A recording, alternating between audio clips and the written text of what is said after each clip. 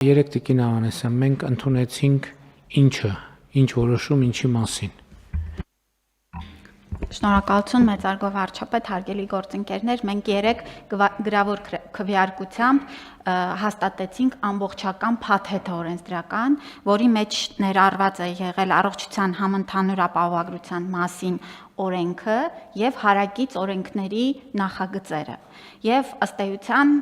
նախագծերը արդեն ուղարկվել են ազգային ժողով, նշեմ, որ նաեւ մենք հաստատել ենք այս օրենսդրական փաթեթը անհետաձգելի ռեժիմով քննարկելու, որովհետեւ մենք այս բարեփոխման վրա, պարոն վարչապետ, 3 տարի նաեւ ազգային ժողովի մեր քաղաքացիական պայմանագիր խմբակցության հետ ենք աշխատել եւ այն բազմիցս քննարկվել է, շրջանառվել է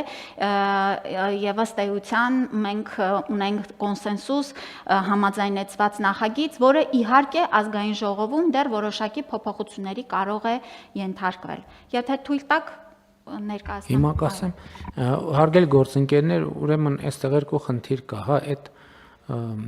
անհետաձգելիության հետ կապված մենք քննարկում ենք ունեցել, որ ինչքանով է ճիշտ անհետաձգելի ով անել, բայց ըստ էության անհետաձգելի մասին խոսք չկա, որովհետև իրոք վերջին տարիներին մենք անընդհատ քննարկում ենք, մենակ վերջին ամիսներին, եթե ճիշտ հաշվենք 5-6 քննարկում եղել է իմ մասնակցությամբ, խորհրդանական գործընկերներին հրավիրել ենք։ Հիմա խորհրդանում կան падգամավորներ, ովքեր sense չեն մասնակցում այդ քննարկումներին։ Հիմա այդ ֆորմալ ընթացակարգերի, ոչ թե ֆորմալ ընթացակարգերի, այլ մենք մեր քաղաքական process-ները պետքա տանենք առաջ։ Հիմա նաև ուզում եմ ասել, որ այդ նկատառումով նաև ընկալում ա եղել, որ գուցե հունվարի 1-ից պետք չի ներդրել, այլ ավելի ուշ ժամկետներից, ես կողմ չեմ դրան։ Ընդ որում նկատառումն է, որ պարզ է, որ մենք բոլորս ունենք որոշակի լարվածություններ, մտավախություններ, համակարգը ոնց կսկսի աշխատել, բայց մեր փորձը ինչ է ցույց տալիս, որ ցանկացած չկա տենց պրոբլեմ, որ չգնա եւ պրոբլեմի չհանդիպի։ Բարեփոխումը մեկնարկում է այդ կետից, երբ որ ինքը իրական կյանքում գնում իր պրոբլեմին հանդիպում է։ Եկեք այդ հույսերը չունենանք, որ մենք այնպիսի մի բան ենք անելու, որը տենց առաջին վարքյաններից նենց սահուն ամեն ինչ գնալու է, որ մենք դա չենք նկատելու։ Չի լինում տենց բան, բնության մեջ ուղղակի այդպիսի բան չի լինում։ Հետևաբար մենք առանց այն էլ հետաձգել ենք, ճիշտ է։ Մենք ի սկզբանե անցած տարի հունվարի 1-ին պետք է ընդունեինք, այս տարվա հուլիսի 1-ին պետք է ընդունեինք, բայց ամեն անգամ այդ մտավախության պատճառով, որ վայ, այսինքն եւ այո, այդ փաստի բերումով անհետաձգելի է, որովհետեւ առնվազն իմ հիշելով 2 անգամ մենք հետաձգել ենք, այսինքն որոշում ենք ունեցել 2025-ի հունվարի 1-ից դա անել, հետաձգել ենք, որոշում ենք ունեցել 2025 թվականի հուլիսի 1-ից դա անենք, հետաձգել ենք եւ դրա համար է դառել անհետաձգելի, ել չենք կարա հետաձգենք։ Եվ ես ուզում եմ, որ մենք անընդհատ բան ենք անում, սովորաբար ինչ ենք անում։ Սովորաբար խոսում ենք եւ դա ինչ որ առումով բնական է, խոսում ենք համակարգի առավելությունների մասին, հետո կյանքում ի հայտ են գալիս խնդիրներ։ Եկեք առավելությունները պարզ են, ես գլխից խոսենք խնդիրների մասին, առավելությունները իրանք ցույց կտան։ Որտեւ էլ եմ ասում, շատ պարզ բաներ կա, շատ կարևոր է միջև մի էլի որոշ խոսույթներում կա առողջության համապարփակ ապահովագրություն։ Ապահովագրությունը համապարփակ չի, այսինքն չի ծածկելու առողջապահական բոլոր հնարավոր ծախսերը։ Ապահովագրության համակարգը համընդհանուր է, այսինքն ներառելու է բոլորին, բայց հունվարի 1-ից էլի բոլորին չի ներառելու։ Սա ընդհանրապես առաջին փուլն է, եւ հունվարի 1-ից էլ ում ներառեց, էլի ամեն ինչ չի, բոլոր ծառայությունները չի, որ ծածկելու է առողջության համընդհանուր ապահովագրությունը։ Նույնիսկ ներառված ծառայությունների մեջ կան բազմաթիվ ծառայություններ, որոնք էլի ամբողջությամբ չի ծածկելու, այլ որոշակի հատվածով ֆինանսական աջակցություն ցուցաբերվելու, նաև քաղաքացիներին հնարավորություն տալով, որ իրենք որոշակի նաև ճկունություններ ցուցաբերեն, որովհետեւ էդ էլ է կյանքից վերցրած, որովհետեւ մարդը ասում է, որ օրինակ պետությունից տալիս է դեղ։ Ես այդ դեղը չեմ ուզում, չեմ օգտագործում, այլ գնում եմ ուրիշ դեղ, որովհետեւ ես դա եմ ուզում։ Մենք ասում ենք շատ լավ, այն պետության որոշված դեղի կամ հիմա երևի մի քիչ ավելի շատ գումարը կտանք ձեզ, դուք ուզում եք ուրիշ դեղ ունեք հնարավորություն կամ ցանկություն ավելացրեք ձեր կողմից եւ գնացեք վերցրեք այդ դեղը։ Մենք քաղաքացիներին բոլորին նույն վերաբերմունք ենք ցուցաբերում, ասում ենք մենք այդ դեղի համար տալիս ենք այսքան փող։ Այդ դեղը կա, դրանից ավելի էժան դեղեր կան, դրանից ավելի թանկ դեղեր կան, ով որը ուզում է նախընտրում է, չես կարող է սխալ բան ասցի, էժանի պահը երևի սխալ ասցի, հա։ Դրանից վերև։ Պարոն վարչապետ, մենք ցանկնել ունենք ամեն դեղի համար փոխհատուցման միջին գին ենք հաշվել եւ այդքան ենք փոխհատուցելու եւ ձեր ասած տարբերակով մենք դեղանյութն ենք, չէ՞, Այո, որ մենք ոչ թե դեղի ֆիրման ենք, ասում ենք, այսինչ բրենդի դեղը, մենք դեղանյութը, որովհետեւ ասենք օրինակ կա անալգին, կա 100 ֆիրմա արտադրում է անալգին։ Մենք անալգին դեղանյութն ենք ֆինանսավորում եւ ոչ թե ասենք արտադրության երկիրը, կա դանիական, կա գերմանական, կա հնդկական, կա հայկական եւ այլն եւ այլն։ Մենք արտադրողի հետ չենք, մենք դեղանյութը, որովհետեւ բնության մեջ սկզբունքորեն անալգինը։ Ինչպես թթվածինը, ջրածինը, չգիտեմ, երևի ինչ որ նրբություններ կան։ Քիմիական անվանումն է, այո, շատ ճիշտ եք ասում, եւ մենք առաջնորդվում ենք քիմիական անվանումներով, բայց մենք նաեւ հաշվարկ ենք արել, բոլոր հնարավոր Հայաստանում բրենդային անուններն էլ ենք ցանկավորել, եւ ինչպես ասեցիք, մեր փոխհատուցման գնից ավել արժեցող դեղերը քաղաքացին եւս կարողանալու է ձեռք բերել համավճար իրականացնելով։ Շատ լավ Տիկին Ավանեսյան, հունվարի 1-ն է, նոր տարի է, մարդիկ դիմավորել են նոր տարին եւ վատ են զգացել։ Ինչ է փոխվելու նախորդ տարվա հունվարի 2-ի կամ 3-ի կամ 4-ի համեմատ այս տարի։ Նախորդ ենք տալիս, որ նոր տարուն էլ ուտենք քիչ, առողջանալ խորտ տարես տարվա համար։ Այո։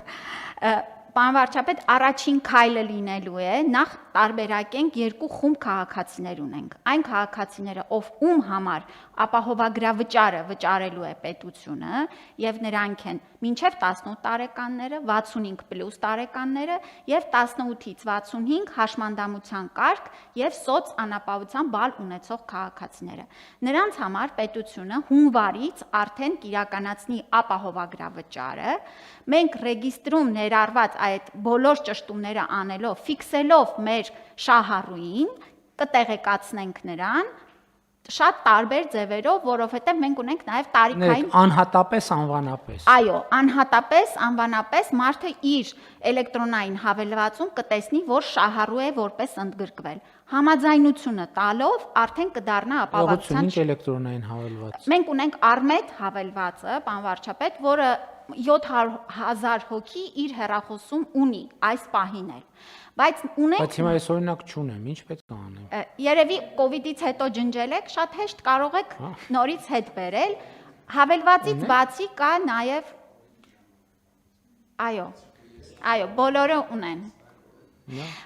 Չունենք հավելվածը, ունենք էլեկտրոնային համակարգչով կարող ենք։ Դա էլ չունենք, մեր ընտանեկան բժիշկը կամ տեղամասային թերապևտը այդ գործը մեր փոխարեն կիրականացնի, որտեղ մենք սա էլ ենք հասկանում, որ գուցե մենք Հազար ներողություն, հիմա նրանք ովքեր չունեն իմ նման այդ հավելվածը, դիմում են իրենց այսինքն սովորական կարանք ներբեռնենք սովորական կարգով։ Ոնց է կոչվում հավելվածը, ինչ կտրենք։ Armet։ Այո։ Շատ լավ։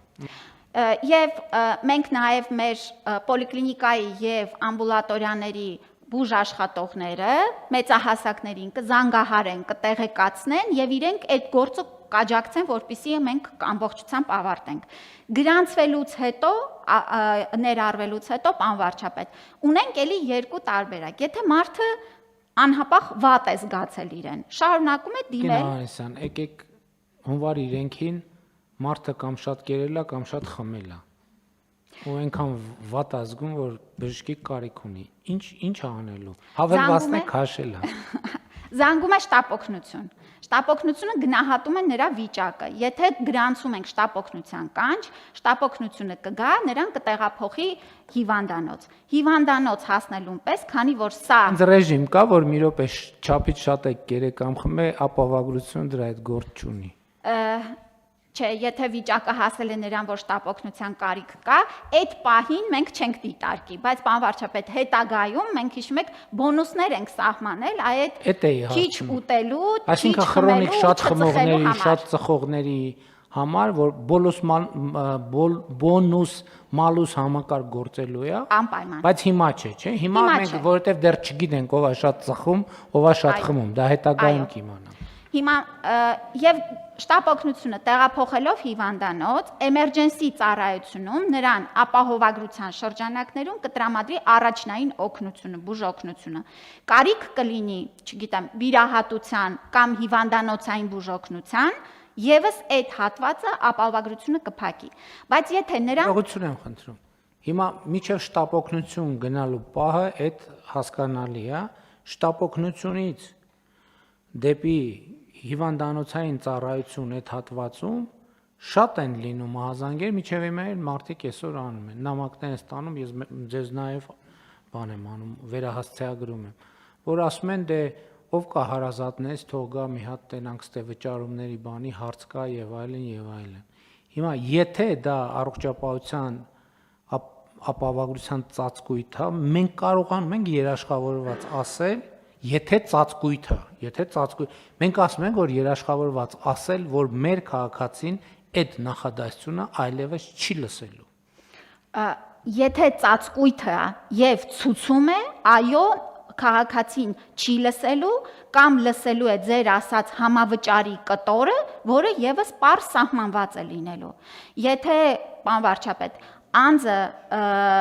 իր վիճակին համահունչ ցուցումը չունի, բայց ուզում է ստանալ բուժօգնությունը, սա էլ պետք է նշենք։ Լինում են դեպքեր, երբ որ մարդը գալիս է էմերջենսիում ասում են դուք այս ծառայության կարիքը ցուցումը չունեք։ Պիտի հանձնեք որոշակի անալիզներ, օրինակ եմ բերում, եւ պիտի գնաք ձեր պոլիկլինիկայում, հանձնեք դրանք։ Պոլիկլինիկայում դրանք կլինեն փոխհատուցվող, բայց եթե անձը ուզում է ստանալ դա հիվանդանոցում, արդեն դա ծածկույթի մեջ չի եւ այո, նա պետք է վճարի այդ ծառայության համար։ Ներողություն եմ խնդրում, այդ հավելվածի մեջ մարդը ուղղակի սովորական մենք ինքը կարողանալու է բովանդակության հետ հաղորդակցի, որ ինքը իմանա, այսօր ինքը չունի որևէ առողջապահական ծառայության կարիք, հույս ունենանք չի էլ ունենա, բայց ինքը կարող է նայել, որպեսզի այնտեղ լինելու է բովանդակություն կամ թարմացվող է լինելու, տեղեկատվական պորտալ լինելու է, որ կարող են նորություններ լինել, փոփոխություններ լինել եւ այլն, որ այդ ամեն ինչի վերաբերյալ մարդիկ հաղորդակցվեն։ Անպայման, պարոն վարչապետ, եւ մենք ունենալու ենք հենց հավելվածում ցանկը ծառայությունների, վիճակների փոխհատուցման գները եւ մեր նպատակն է, որ այդ շփումը, համագործակցությունը անընդհատյա լինի։ Քաղաքացին օրինակ ստանալու է իր հավելվածով հաղորդագրություն, որ քո տարեկան հետազոտությունների, պլանային հետազոտությունների օրը եկել է կամ գալու է, զգուշացնելու է։ Դրանից հետո, եթե անձը չի գնացել օրինակ ստացել, գալու է հաղորդագրություն, որ եթե մինչև այս ամսաթիվը քո տարեկան պարտադիր հետազոտությունները չանցնես, քո ապահովագրության ծածկույթը կսառի, մինչև որ կգաս, կհանձնես եւ նորից կներառվես։ Այսինքն այս հաղորդակցությունը մենք պիտի ապահովենք հավելվածի միջոցով անպայման։ Իսկ դա նշանակում է, որ 26 թվականին բոլոր մարդիկ պետք է անցնեն այդ բանը։ Ոչ, պարոն վարչապետ, մենք սրա մասով էլ սկսում ենք 26-ից, բայց ելի պարտադիրության կետը դրել ենք, երբ որ ամբողջական արդեն համակարգը 28 թվականին ներդրված կլինի, որտեղ հետազոտություններն էլ սկրինինգային ծրագրերն էլ ունեն ժամանակագրություն եւ օրինակ կրծքագեղձի մամոգրաֆիկ հետազոտությունը ամեն 2 տարին մեկ պիտի անցնի անձը։ Մենք այդ ալգորիթմները պիտի ներառում ենք մեր հավելվածում, որ անձի համար հասկանալի լինի ըստ տարիքի եւ ըստ սեռի առանձնացվի իրեն անհրաժեշտ այս պլանային հետազոտություններն ու սկրինինգները։ Տիկին Ավանեսյան, ձեզ լսելով ես հիմա կարծում եմ, որ օրինակ հնարավոր աղմուկի պատճառ կարող են դառնալ այդ իրավիճակ, երբ որ բուժառուի եւ բուժհաստատության միջև լինի հակասություն, թե մարդը այդ պահին ինչ ծառայության կարիք ունի, որովհետեւ կարան լինեն դեպքեր, որ մարդը ասի, չէ, ես այնքան վատ եմ, որ պետքա հիվանդանոց պարկեմ, եթե ուղղ ասենք, իսկ բուժ առողջապահական հիմնարկ տեսականորեն եմ ասում, ասի, որ չէ, դու մանավանդ եթե մենք վերահսկողության պատշաճ մեխանիզմներ ենք ունենալու, իսկ մենք պետքա դա ունենանք, որ ծառայությունները ստանան նրանք, ովքեր օբյեկտիվորեն դրա անհրաժեշտությունը ունեն։ Այս հատվածը պետքա հասկանանք ոնց են կառավարում, որ փաստահենք լինի այդ որոշումները, որպեսզի մարդիկ այդ բանի անարդարության զգացում չունենան եւ չարաշահումների տեղերն էլ մենք բան անենք, փակենք, որովհետեւ շատ դեպքերում մենք ոլորտում չարաշահումների ինչ օրինակներ ենք տեսնում, որ կամ մարդկանց անունները գրած է ծառայությունների դիմաց վճարումներ ակնկալված են կառավարությունից, բայց կամ ծառայությունը չի մատուցված, կամ ծառայությունը մատուցված է այն դեպքում, երբ դրա անհրաժեշտությունը չկար, ինչը էլի նշանակում է, որ չի մատուցված, կամ փոքր ծառայություն իրոք մատուցված է, բայց կողքից 15 ուրիշ բան է գրել, ուրիշ բան է գրվել։ Այս ամենամեծ ռիսկն է, այդ թվում այսօր, նախորդող շրջանում, հա մենք էլի դեպքեր գիտենք, որ բացահայտվում են, բայց մենք բացահայտումից երջանիկ չենք։ Մեզ պետքա, որ մենք համակարգ ունենանք, որպեսզի դա կանխարգելվի։ Այո, վարչապետ, եւ ըստ էության սա էլ գործելակարգերի թվային լինելու եւ այդ քայլաշարերը պարզ թե բժշկական կենտրոնի համար եւ թե ապահովագրական հիմնադրամի համար պետք է փոխհամաձայնեցված լինի, որ ինչպես ասում եք, մենք անհասկացողությունների հնարավորինս քիչ ծավալ ունենանք։ Մենք առաջին հենց սկզբից ունենալու ենք զանգերի կենտրոն եւ ես ասում եմ զանգերի կենտրոն, բայց դա լինելու է թե հավելվածի միջոցով այսօր բոլորիս հայտնի հարցեր ուղղելու բոտերի մենք բան ենք անելու, ունենալու ենք հնարավորությունը, որ մարդիկ իրենց հարցերը ուղղեն, արագ պատասխան ստանան եւ ունենալու ենք բողոքները քննող որոշակի հիմնադրամում հանձնաժողով, որը արագ կերպով այս հարցերը լուծելու է, որպեսզի չունենանք գնան դատարաններ եւ այլն եւ այլն։ Հիմա ձեր ասած մի նախադասության վերաբերյալ մենք հիմա ստեղծել ենք կամ ունենք ըմբռնում, որ առողջության ապահովագրության մեկնարկի կետից մենք թղթի շարժ չենք ունենալու։ Մեր ամբողջ շարժը լինելու է թվային։ Վարչապետ, առաջին փուլի մեկնարկից չէ, չեմ կարող նման պնդում անել, մենք այդ ճանապարհն ենք, մենք մեզ համար դրել ենք, որ այդ 28 թվականին ձեր ասած պիտի այլևս թղթային որևէ բան չունենանք։ Այսինքն եթե նույնիսկ 26 թվականի հուլիսի 1-ին անեինք, մենք այլի թղթայինով էինք սկսել։ Որովհետև սա միայն ինքը առանձին օղակել չեն կարող դիտարկել, մարդիկ մեր համակարգի հետ շփվում են նաև այլ համակարգերի հետ կապված եւ այս առումով էլ ինչպես օրինակ անաշխատունակության թերթիկը մենք արդեն հասանք այդ կետին, որ ամբողջ թվային է եւ այդտեղ ներառված են մի քանի գործընկերներ։ Հիմա այդ ինչով է կարևոր, այդ իմ նախորդ ասացի կոնտեքստում, որ երբ որ մարդը մուտք գործեց առողջապահության առաջնային օղակ, այսինքն պոլիկլինիկա մտավ, թվային համակարգը մեզ հնարավորություն է տալիս, որ ժամով տեղով ֆիքսենք, որովհետև հետագայում այդ չարաշահումները, որ արվում են, ամսաթվեր են գրվում, ժամեր են գրվում եւ այլն, որը հետահայաց էլ հնարավոր չի ստուգել, որովհետև թուղթը այնտեղ դրած է, մենք չենք կարող ստուգենք, այս թուղթը ժամը 10-ին ստեղ դրվեց, ամսի 10-ին ստեղ դրվեց, թե բոլորովին ուրիշ ամսաթվի։ Թվայինի դեպքում մարդը երբ մտավ, երբ դիմեց, հետազոտությունը երբ արվեց, ախտորոշումը երբ արվեց, ուղեգրումը երբ արվեց, ժամերով, տեղերով եւ այլն, այդտեղ չարաշահումներ իհարկե հնարավոր են, բայց այդ չարաշահման ապացուցման բազան հենց իր հետ զուգահեռ ձևավորվում է եւ շատ մեծ ռիսկեր դրանով իսկ կառավարվում են։ Դա պետք է լինի մեր առաջնահերթ խնդիրներից մեկը։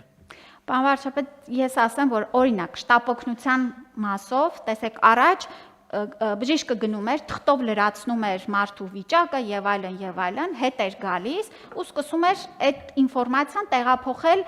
էլեկտրոնային դաշտ, բայց արդյոք սա թվային տվյալ է, իհարկե ոչ։ Հիմա մենք արդեն հասել ենք նրան, որ բժիշկը գնում է պլանշետով, այդ րոպեին է իրականացնում պլանշետի մեջ ամբողջական գործողությունները, չկա թուղթ որևէ։ Եթե ունենք ինտերնետի խնդիր, օրինակ Խոսրովի անտառում է գտնվում կանչի հետ կապված, մենք այդ դեպքն էինք քննարկում, համակարգը թույլ է տալիս, որ ինքը պլանշետի մեջ իրականացնի իր գործողությունները, ժամը ֆիքսվում է, հետո հենց ինտերնետին հասանելությունը ունենում է, արդեն տվյալները փոխանցվում են հենց այն ժամանակի նշումով, որ երբ որ արվել է։ Այսինքն ձեր ասած տրամաբանությունը մենք ամբողջական այս պահին չունենք, բայց հատվածական լրացնելով 28 թվին ամբողջությամբ կունենանք։ Շատ լավ, այդ մարդը շտապօգնությունից պետքա արդեն անցում կատարի հիվանդանոցային ծառայություն, այդ անցման շրջանը այս համակարգով ինքնաբերաբար է տեղի ունենում, չէ՞, այսինքն պարզավոր փաստաթղթավորում կարվի, բայց մարդու համար այդտեղ ինքը որևէ լրացուցիչ գործողություն մարդը լրացուցիչ գործողության հետ առնչվում է իր կողմից։ Ոչ, չի առնչվում, արդեն շտապօգնության կայանից այդ ինֆորմացիան պիտի հասանելի լինի բժշկական կենտրոնին, որովհետև ամեն ինչ Արմեդի մեջ է արվում, այսինքն մենք ամբողջ շղթան պատմությունը Արմեդի մեջ կուտակելով գնում ենք։ Հիվանդանոցը նախորդ շտապօգնության ինֆորմացիան տեսնելով շարունակում է իր գործողությունները եւ ըստ էության արդեն այդ հատվածի մասով ենք մենք տեղեկատվությունը ունենում։ Տիկին Ավասյան, եթե մարդը առնչվեց մի իրադրության, երբ որ ինքը պետքա համավճար, այսինքն ապահովագրության ծածկույթի մեջ է, Այո։ բայց պետքա համավճարի տրամաբանությամբ է գործում։ Մեր համակարգը ոնց է գործել։ Մարդը սկզբից պետքա վճարի նոր ծառայությունը ստանա, թե ծառայությունը ստանա նոր վճարի։ Պարոն վարչապետ, դեպքերը կարող են տարբեր լինել։ Եթե դա օրինակ լաբորատոր գործիքային հետազոտություն է, այո, այդ պահին պետք է գուցե վճարումները ամբողջ անի, որպեսզի ստանա ծառայություն։ Եթե դա հիվանդանոցային դեպք է, ապա ոչ, հիվանդանոցային դեպքը ավարտվելուց հետո վճարումները պետք է անի, նոր դուրս գրվի։ Իսկ հիմա այդ լաբորատոր ծառայությունների համար մենք երբ ենք բացառելու կանխիկ վճարումը այն տրամաբանությամբ, որ կանխիկ վճարումը նաև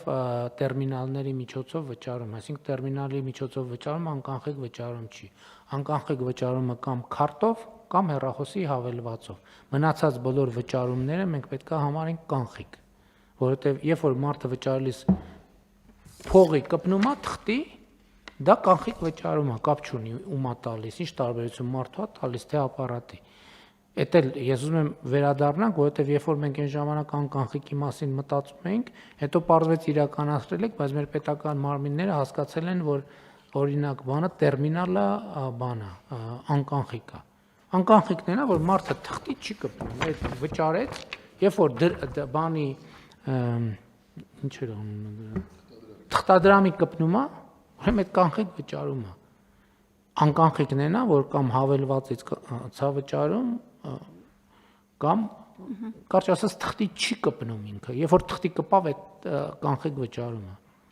Պարոն վարչապետ, ազգային ժողովի մեր գործընկերները Ծովինար Վարդանյանի նախաձեռնությամբ նախագծը արդեն շրջանառել են, հիմա աշխատում ենք միասին, պիտի որ արդեն ավարտական փուլում լինի, ես հուսով եմ, որ առաջիկայում այդ նախագիծը եւս կմտնի։ Այստեղ երկու հարց պիտի լուծենք, մեկը որ այո տերմինալները ըստ էության եւս դուրս գան բժշկական կենտրոններից, որ վճարումը լինի կամ պոստ տերմինալով, եւ երկրորդը պարոն վարչապետ, տեղեկատվական կապը վճարման եւ Արմեդ համակարգի բժշկական կենտրոններում, այսինքն բժշկական կենտրոնում վճարումը իրականացնելու անկախ նրանից համավճարի համար է, այլ վճարովի ծառայությունների համար, մենք պետք է հասնենք նրան, որպեսզի Արմեդում մենք ամբողջական տվյալներ ունենանք մեր պացիենտների վերաբերյալ։ Հիմա հենց դրա հետ կապված մարդը բուժվեց, եկավ դուրս գրվեց եւ եկավ էլ իր հավելվածը բացեց։ Իր հավելվածում ինֆորմացիան լինելու է, թե ինքը ուր գնաց, որ ժամին, ինչ ծառայություն ստացավ, ինչքան վճարվեց այդ ծառայության համար, որ մասի համար վճարվեց հիմնադրամի կողմից, որ մասն է ինքը կանխիկ վճարը եւ այլն եւ այդպես շարունակ։ Ոչ թե հետո է իմանալու, այլ ընթացքն էլ մենք հաղորդագրություններով տեղեկացնում ենք։ Այսօր էլ եթե այցը գրանցվեց, մտար պոլիկլինիկա, հաղորդագրություն է գալիս, որ քո անունով այց գրանցվեց։ Հաջորդիվ ծառայությունը այցից վճարումները Այո։ երևում են այդ հաղորդագրության մեջ երևում է, որ քո այս ծառայության համար էական չի ով վճարել։ այո։ Վճարեց կամ բանը վճարեց առողջապահության նախարարությունը վճարեց կամ ինքը անձամբ վճարեց կամ հարևանն է վճարել կամ հարազատն է վճարել։ Դա հիմա երևում է հավելվածում։ Այս պահին երևում է միայն պետական պատվերի կամ ապահովագրության կտորը, որ այո երևում է եւ երևալու է։ Մենք պետք է հետագայում որևէ շարժ պետք է ամբողջը պետք է երևա։ Հիմա հենց մեր խնդիրը դրանումն է, որ վճարովին էլ ամբողջական արմեդով լինի, որ այո այդ կտորն էլ արմեդ հավելվածում երևա։ Ինչ ծառայություն է ստացել, դրա դիմաց ով ինչքան է փոխհատուցել։ Դե այդ կետերը փոխկապակցված են։ Երբ որ լինի անկանխիկ, երբ որ լինի թափանցիկ, երբ որ մենք բացառենք այլ շրջանառությունները, այդ ժամանակ նաև հետագծելիությունը ամբողջությամբ կերևա։ Հիմա որ նախորդ անգամ էլ չանդրադարձանք մեր աշխատանքային հանդիպման ժամանակ, կառավարելու է հիմնադրամն է կառավարելու համակարգը։ Եվ ոնց է ձևավորվելու հիմնադրամը այսօրվա մեր փաթեթով, ինչ ժամկետներով, ինչ սկզբունքով եւ ինչ հիմունքով եւ հետագա զարգացումները ինչ ուղղությամբ են գնալու։ Պարոն վարչապետ, նաև հասկանալով այս հիմնադրամի վրա դրված այս շատ կարևոր հանձնառությունը եւ թե որակյալ բարձրակարգ մասնագետների ներգրավումը եւ կառավարումը լավագույն ստանդարտներով ապահովելու համար մենք փաթեթի մեջ ներառել ենք այս հետեւյալ աշխատակարգը։ Ուրեմն 3 ամիս ժամկետով կձևավորվի ժամանակավոր հոգաբարձուների խորհուրդ եւ կառավարում, այդ 3 ամսվա ընթացքում ձեր գլխավորությամբ եւ մեր գործընկերների համատեղ մրցույթային հանձնաժողովը կձևավորի արդեն հիմնական հոգաբարձուների խորհուրդը եւ տնօրենը կնշանակվի արդեն նոր աշխատակարգին համաձայն։ Մենք այս ձևաչափով նախ անընդհատությունը հիմա կապահովենք, որ մենք նախապատրաստական աշխատանքները սկսենք իրականացնել եւ նաեւ մրցույթային հանձնաժողովը ժամանակ ունենա այդ գործընթացը ապահովելու համար։ Հիմա ուրեմն արդեն ասցիք, որ մինչև 18 տարեկանները 65 բարձր 65 եւ, չէ, այսինքն 65 լրացած։ Այո։ 65 լրացած բոլոր անձանց համար վճարումները կիրական եւ 18-ից 65 տարեկան որոշակի սոցիալական խմբերի մարդկանց համար վճարումները կիրականացվեն պետական բյուջեից։ Մյուս հատվածը վերաբերում է 200,000 դրամ ներառյալ հարկերը եւ բարձր աշխատավարձ ստացողները, որոնք ամեն ամիս պետք է վճարեն 10,800 դրամ նախագծով այդ 10,800 դրամ։ Հիմա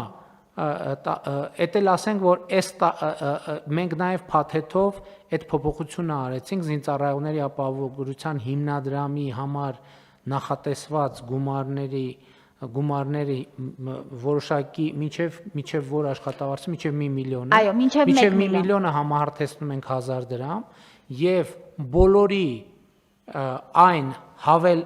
ավել գումարները, որ նախքին 5 տարիներին, նախորդ 5 տարիներին քաղաքացիները վճարում էին, ամբողջը վերաուղում ենք առողջապահության ապահովագրությանը։ Կան աշխատավարձի սեգմենտներ, որոնց համար այս փոփոխության արդյունքում 10,800 ամբողջությամբ ծածկվում է։ Պարոն վարչապետ, ըստ էության սեգմենտները այսպես են դասավորվում, որ մինչև 200,000-ից մինչև 500,000 դրամ ստացողների համար այնտեղ մնում է 300 դրամի պարտավորություն։ Կներեք։ Հիմա ձեր ասած մարդիկ հիմա 200,000-ից, հա? 200,000-ից մինչև 500,000 դրամ ստացող անձինք։ Ինչքան են հիմա իրանք վճարում զինծառայողների ապահովագրության հիմնադրամին։ Նրանք վճարում են 5,500 դրամ, շարունակելու են վճարել։ Մի րոպե, 200,000-ից մինչև որ աշխատավարձն է վճարում։ 500,000։ 500,000-ը վճարում է ինչքան հիմա։ Մինչև 500,000-ը վճարում է 5,500 դրամ։ 5,500 դրամ։ Հիմա Այսինքն փոփոխությունից հետո իրանք վճարելու են հիմնադրամի զինծառայողների ապահովագրության 1000 դրամ Այո։ եւ 4500 դրամ վճարելու են Այո։ ու ուղղելու ենք մենք ինքնաբերաբար Այո։ ուղղելու ենք առողջության ապահովագրությանը։ Այդտեղ մնում է տակը մնում է 7000 եւ ավել գումար 7300 6300 6300 դրամ։ 6300 դրամ այդ 6300 դրամի հետ կապված ինչ ունենք ասել Հաջորդ կտորը նրանք սոցկրեդիտներով 6000 դրամի հետ վերադարձի իրավունք են ստանում։ իրավունք են ստանում երբ որ մյուս տարի կամ այս տարի թե մյուս տարի Այս խմբի համար պարոն վարչապետ մենք որոշել ենք որ 26 թվականի ընթացքում նրանք կկարողանան սոցկրեդիտները 26 թվականի համար ստանան։ Հիմա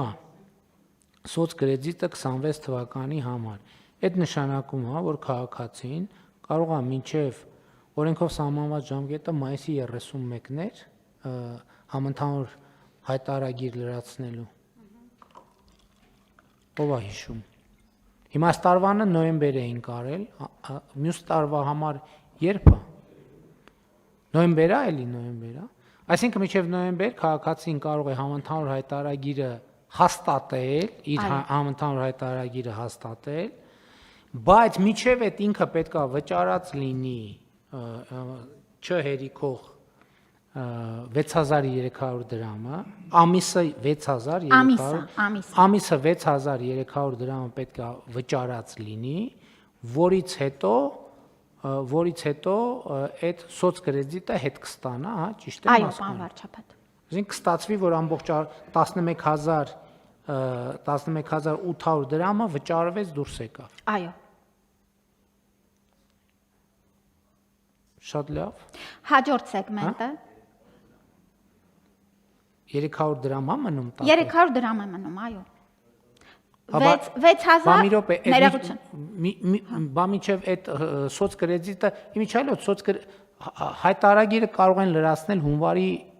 3-ից նույն ժամանակ, չէ՞։ Երբ որ օրից կարան լրացնել։ Այսինքն գործնականում մարդը կարող է հունվարի, ասենք, այս տարի աշխատանքային օրերը սկսում են մի քիչ ավելի ուշ, կամ էական չի, դա աշխատանքային օրվա հետ կապել չունի, չէ՞, on-line հարթակ է։ Հունվարի 1-ին կարող է համընդհանուր հայտարարագիրը հաստատել, իսկ հունվարի 1-ին լինելու է արդեն բան եղած, որովհետև ՊԵԿ-ը բանա չի անում։ Հա, Գեներացված կլինի։ չէ, պարոն վարչապետ։ Չէ, մեկին չէ։ Երբ։ Կունենանք ավելի ուշ։ Երբ ավելի ուշ։ Մեկ ամիս մոտավորապես այնտեղ պետք է։ Լավ, փետրվարին կունենանք։ Ավելի կոնկրետ օրը կարող ենք ճշտել, ես տեղեկացնեմ։ Չէ, բայց մոտավորապես ժամկետով։ Լավ, առաջին հունվարին չէ, փետրվարին կարա։ Դե հունվարի 20-ին տեսեք հաշվետվության ներկայացման ժամկետն է դեկտեմբերի։ Դրանից հետո ամփոփվում է, մենք նոր պատկերի ունենում ենք տարվա։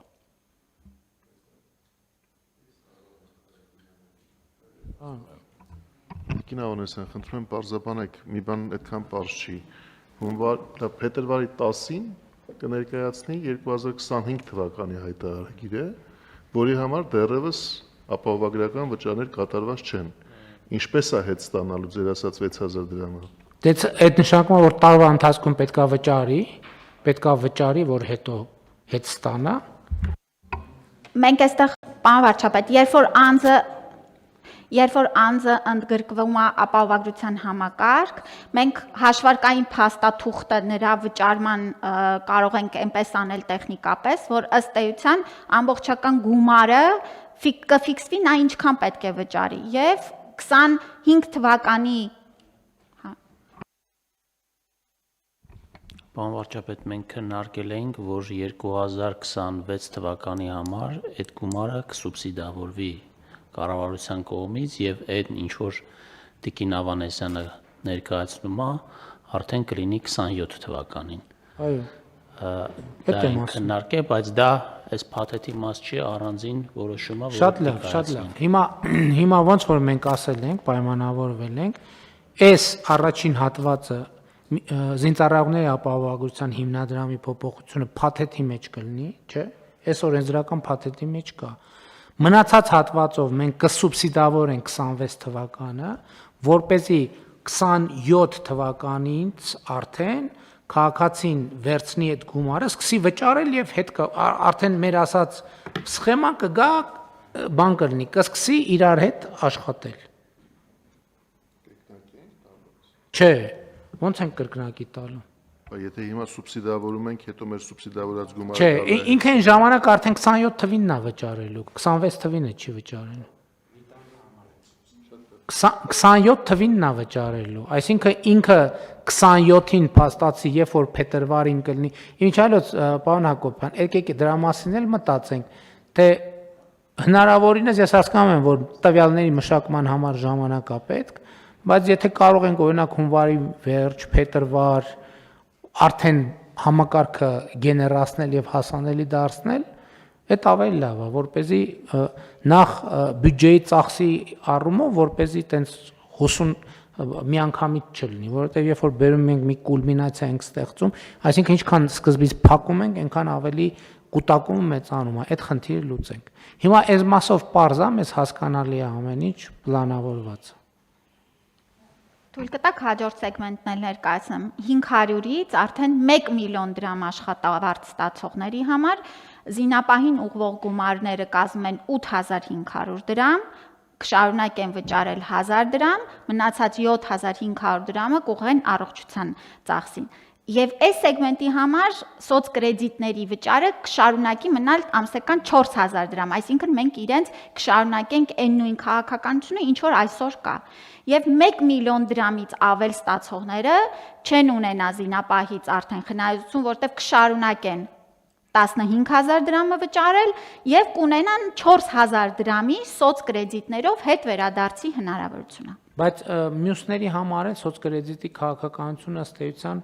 ինչքան ենք մենք փոխում, որովհետև նախկին մեր այսօրվա որոշմամբ 100,000 դրամ էր, որից 50,000-ը կարող էր լինել առողջապահության։ Այո։ Փոխվում է, մի քիչ է փոխվում էական, մի քիչ։ Փոխվում է միայն 200-ից 500,000 դրամ ստացողների համար եւ 4000-ը դառնում է ամսական 6000 դրամ։ Այո, դե նկատի ունեմ կրթության կտորն էլ մեկը մնում է այդ պարագայում։ Էլ չեմ ասում քաղաքացին ինքը ընտրություն ունի, որ կտորի համար օգտագործել կրթության, թե այլ։